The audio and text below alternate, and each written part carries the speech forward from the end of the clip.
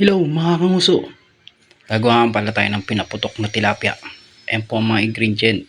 Pechay, itlog na maalat, kamatis, sibuyas, bawang, oyster sauce, at syempre di mawala ang tilapia. Pinahugasan ko na po pala yung tilapia na yan at minarinate natin sa magic sarap at asin. Pechay, itlog na maalat. Ayan po. Hatiin natin siya sa gitna para makati, di ba? Ang corny-corny mo. Dalawa po ang ginamit natin dyan Masarap talaga ang itlog. sa apat na tilapia. Yung, at lalagayan na po natin to sa mangkok. Simple lang po ang paggawa na itong pinaputok na tilapia. Subukan nyo, napakasarap. Oh, talaga lang ha? Mamumuot ang lasa niya. Malalasa mo pati yung itlog na maalat. Yan na po. Kagayat-gayatin na po natin ang mga rigado. Unahin na po natin ang sibuyas. Nakakaya. Magbalak ng sibuyas. Pag naghihiwa po ng sibuyas, hindi po natin maiwasan umiyak. Di nga. Sinabi ko na, inulit mo lang, di ba? Simplihan lang po natin ang paghiwa. Huwag na nating artehan ng masyado. Buti pang sibuyas. Iniiyakan. Nga.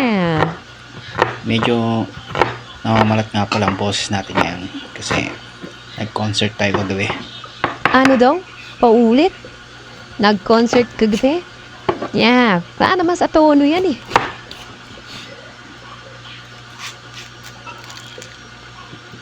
Pali dalawang sibuyas po yung ginamit natin dyan.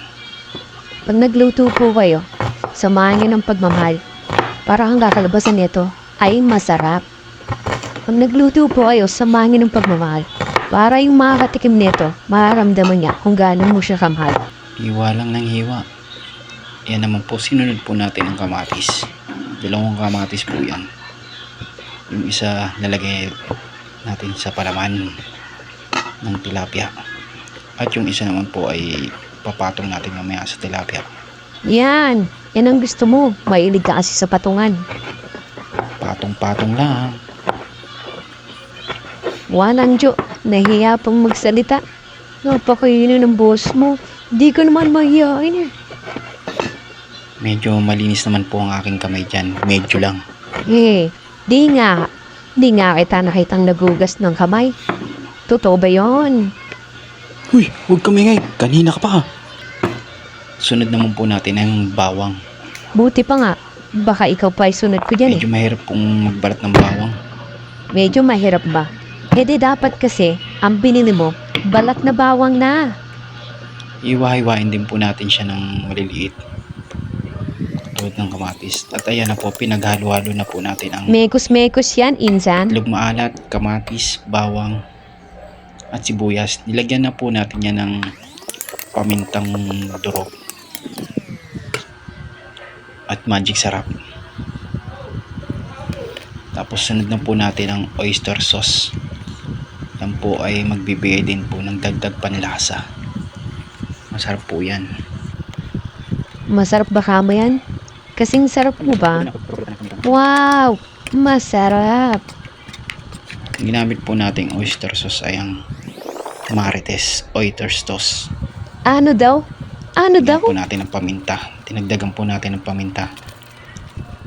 Tapos nilagyan po ulit natin ng magic sarap ang tilapia para medyo malasa-lasa naman po.